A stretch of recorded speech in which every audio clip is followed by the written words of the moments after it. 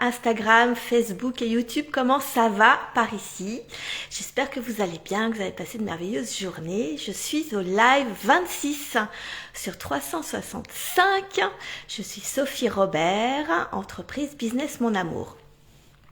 Mon but, c'est de vous accompagner à vous créer une vie entrepreneuriale qui vous fait kiffer et que du fait que tu kiffes, tu transmets le meilleur de toi à tes clients. Et quand tu transmets le meilleur de toi à ton entreprise et tes clients, forcément, derrière, tu as l'abondance financière, tu as enfin, ça se passe carrément tellement mieux pour tout, à tous les niveaux. Donc c'est ça que je voulais vous parler aujourd'hui, c'est cette notion de, pour donner le meilleur à tes clients et créer une entreprise extraordinaire, c'est hyper contre-intuitif, mais sois un ou une putain d'égoïste. Je le redis.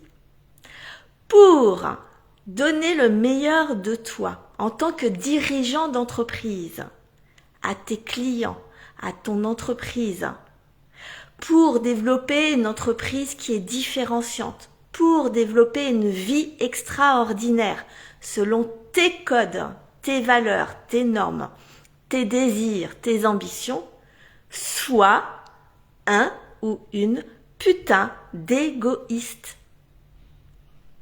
Et je vous parle de ça en ayant été tellement... Moi, mon kiff le plus grand avait toujours été que si les autres autour de moi sont heureux, je suis heureuse. Donc, je pars de loin.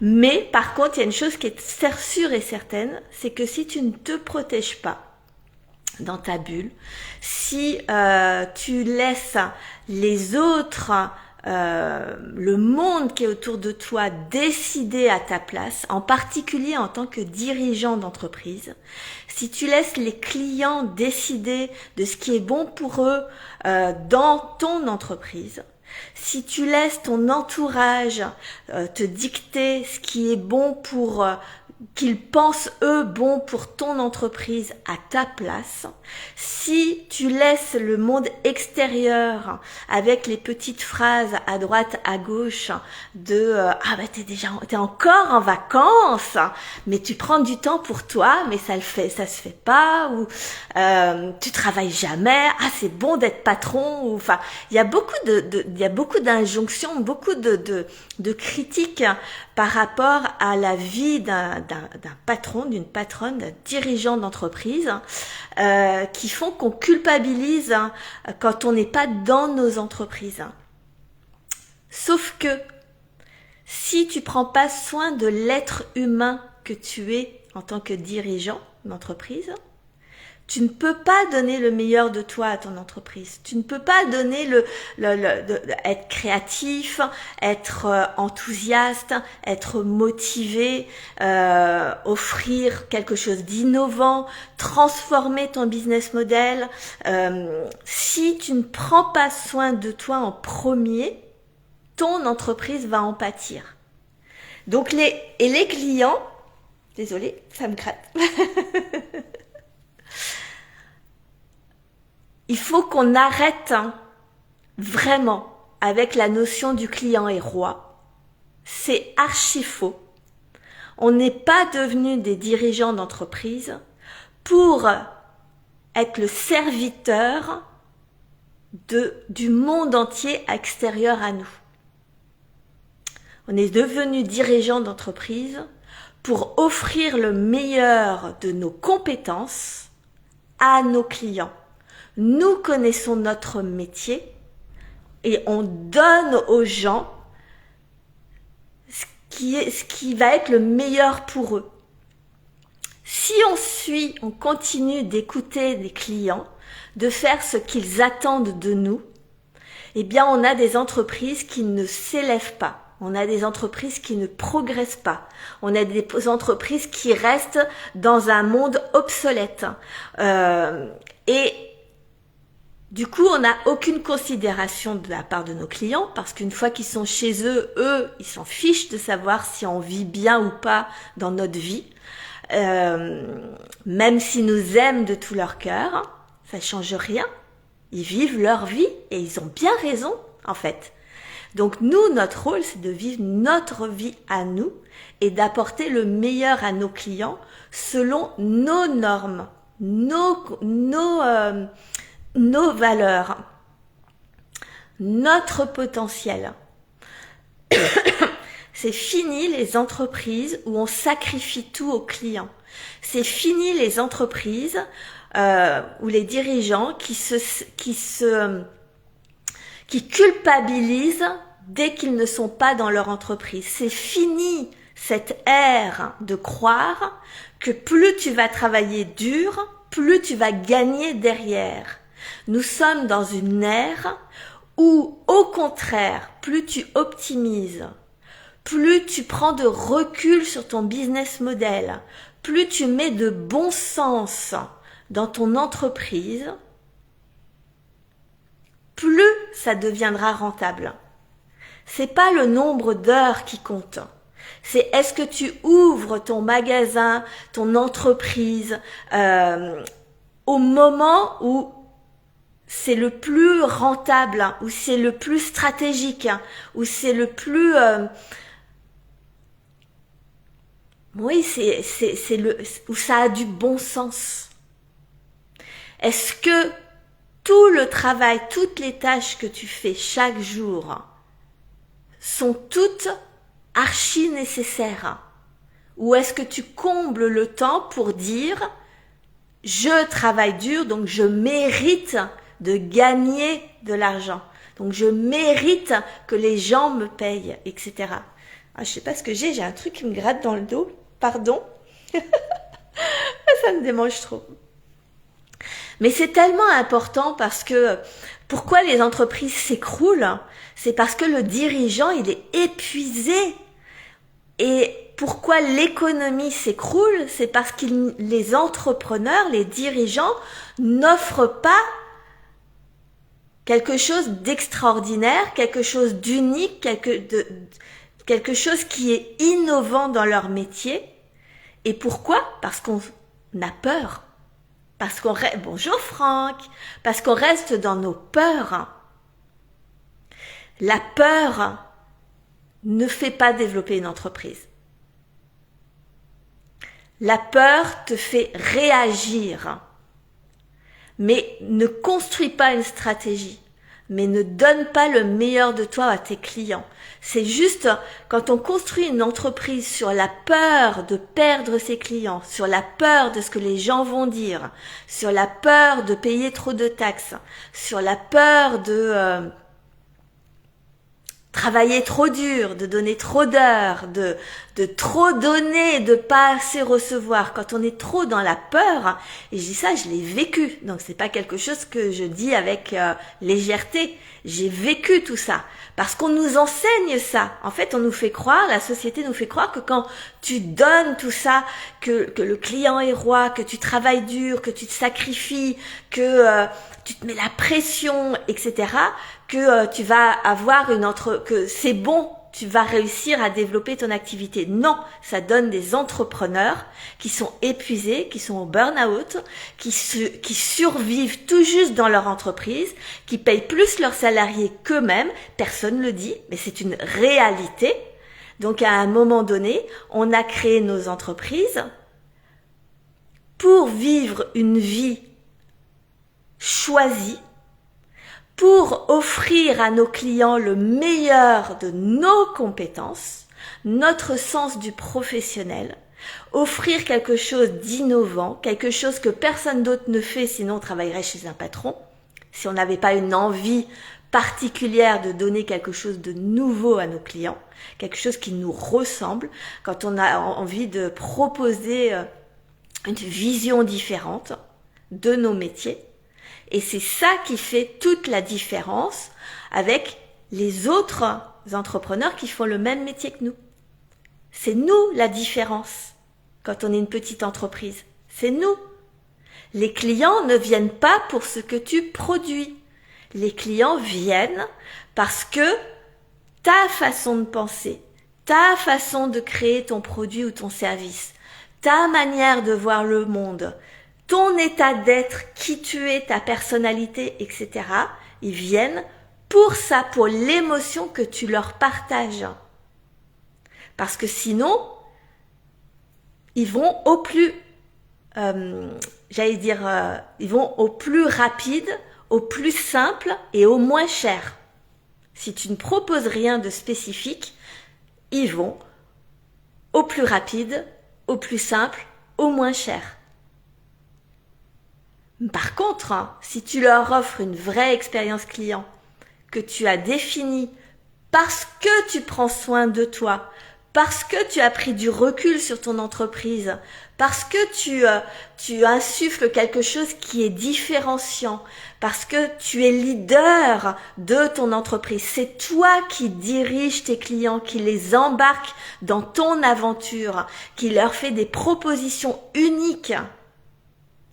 Là, les gens vont venir pour ce que tu proposes et paieront le vrai prix en fait.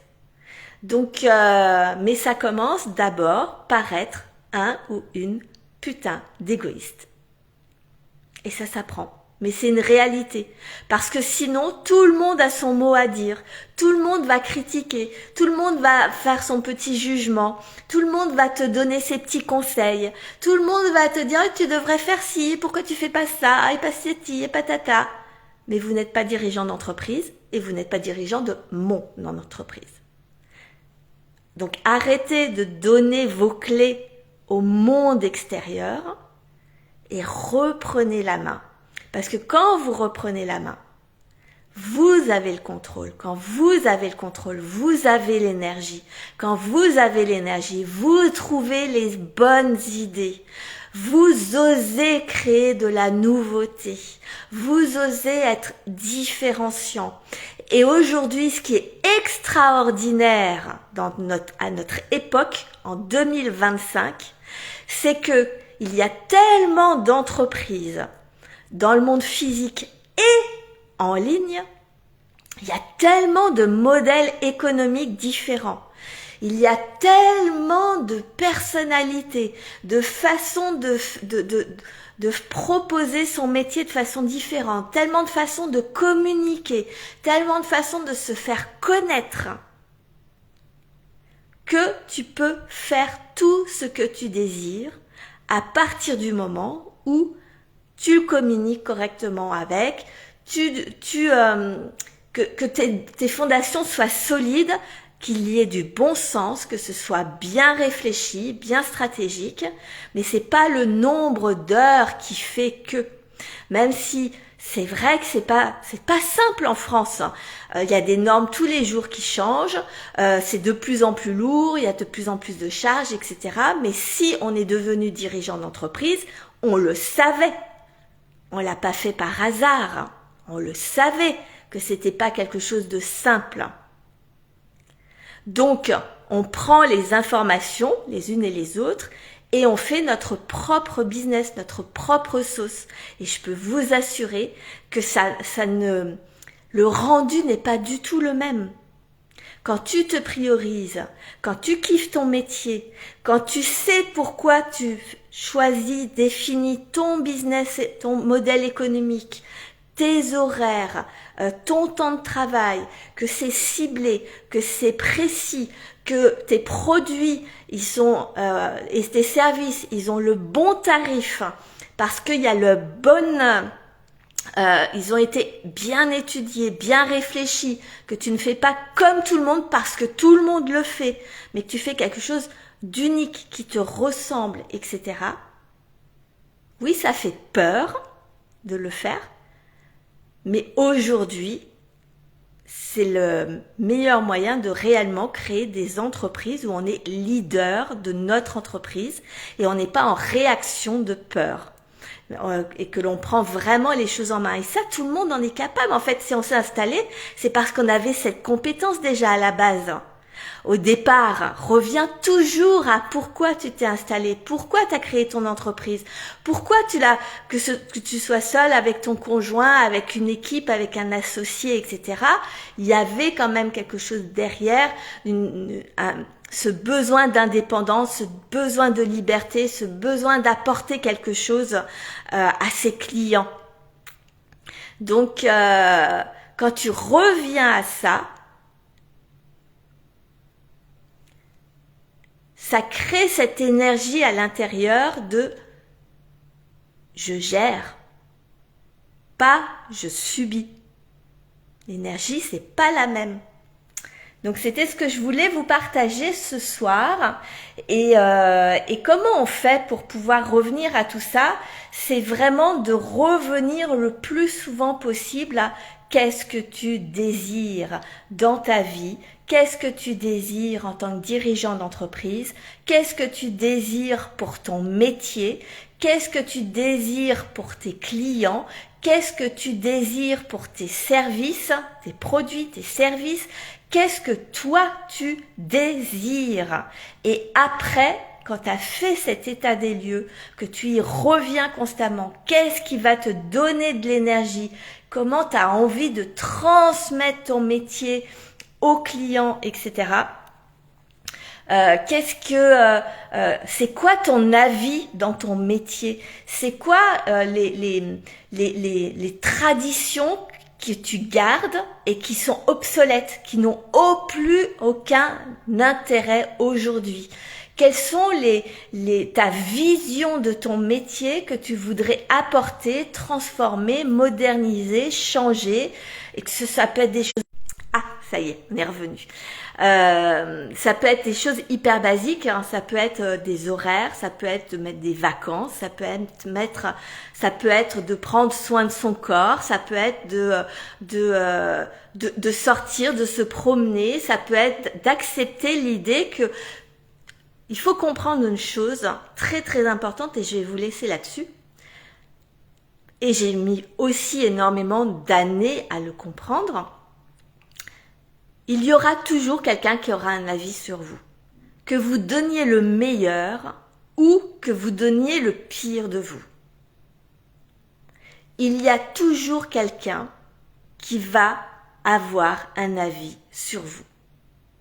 Parce que chacun est dans sa bulle, chacun est dans son monde, chacun a un vécu personnel, chacun a une vision du monde différente, juste une seule facette, alors qu'en fait le monde est rempli de plein de facettes, de plein de façons de voir les choses, etc. Et donc, il est impossible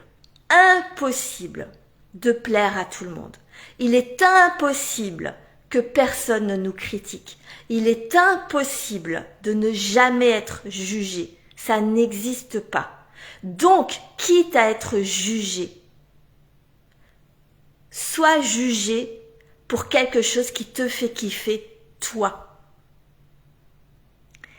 Et c'est du bon sens. Plus tu te priorises, plus tu kiffes ta vie, plus tu kiffes ton entreprise, plus ça a du sens à tes yeux ce que tu fais dans ton quotidien d'entrepreneur, plus tu diffuses une énergie auprès de tes clients, auprès de tes salariés, auprès de ton entourage, qui est 1000 fois, 1 million de fois meilleure, plus impactante, plus positive, que si tu passes ton temps à subir, à te plaindre, à faire ce que les gens attendent de toi, à te minimiser, à t'interdire de faire ce que tu désires profondément parce que soi-disant on va te critiquer. Putain, mais on s'en fout en fait. Laissons les gens nous critiquer. Et vis ta vie. C'est pour ça qu'on est dirigeant d'entreprise.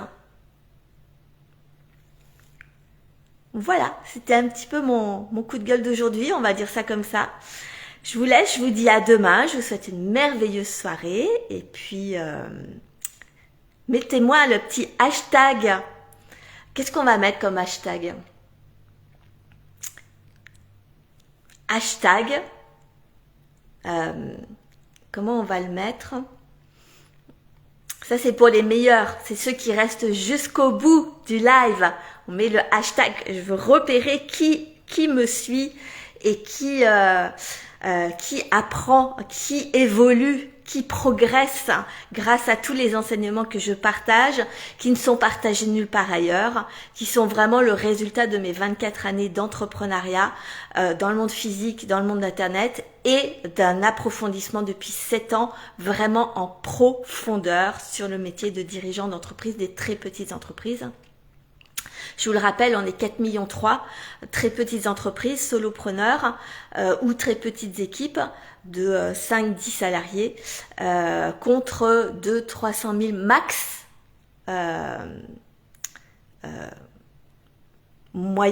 PME.